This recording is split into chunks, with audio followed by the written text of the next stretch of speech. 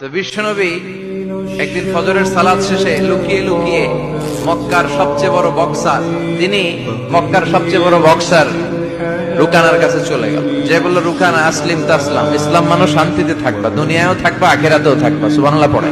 রুকানা বলে, না আব্দুল্লাহর বেটা মোহাম্মদ, আমি তো কালিমা পড়বো না, যদি বক্সিং খেলে আমারে হারায় দিতে পারো তাইলে কালিমা পড়ো। বিশ্বনবী বললেন, আমি তো বক্সিং খেলি না রে বাপ।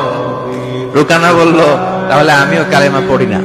বিশ্বনবী রাজি হলেন। অবশেষে ভাবলেন, আমি বক্সিং খেললে একজন যদি জাহান্নাম থেকে জান্নাতি হয়, বক্সিং খেললে সমস্যা করি। বিশ্বনবী রাজি হলেন।